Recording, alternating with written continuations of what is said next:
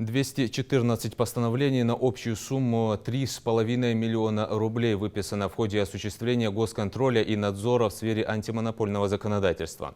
В региональном УФАС подвели итоги деятельности за первое полугодие 2021-го. Ход закупок в регионе, соглашения, нарушающие принципы конкуренции, а также административные нарушения, мешающие ходу развития бизнеса. Рассмотрели каждое направление в отдельности.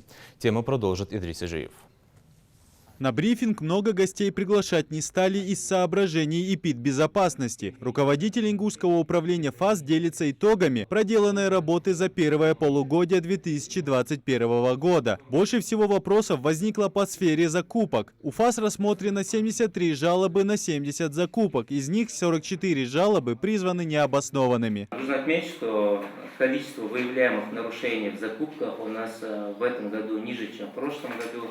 Это радует непосредственно, потому что это означает, что заказчики у нас все-таки научились соблюдать и учатся соблюдать интересы участников торгов.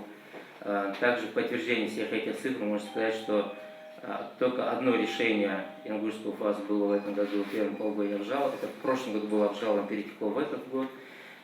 И это решение не было еще отменено. Таким образом, ни одно из решений, принимаемых нами в сфере контроля законодательной контрактной системе, не отменено. За первое полугодие 2021-го антимонопольной службой зафиксировано немало нарушений в области антиконкурентных соглашений. Это когда участники отказываются от соперничества друг с другом на каких-то условиях или же создают другим препятствия для внедрения в рынок. Мы считаем, что такие нарушения дают преимущество одной организации, что недопустимо в соответствии с федеральным законом о защите конкуренции. В ходе выявления административных правонарушений и привлечению к ответственности должностных или юридических лиц выписано 214 постановлений на общую сумму 3 миллиона 472 тысячи рублей. Оплачено административных штрафов по выявленным нарушениям на сумму 1 миллион 14 тысяч рублей.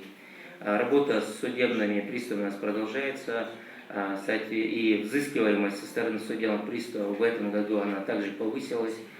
Это непосредственно это нас радует, это невозможно не радовать. Ежегодно антимонопольная служба рассматривает десятки дел. Статистика успешно решенных задач растет. Управление призвано охранять честную конкуренцию, бороться против монополии и проверять рекламу на достоверность и добросовестность. Идрис Ижиев, Адам Далаков, Новости 24.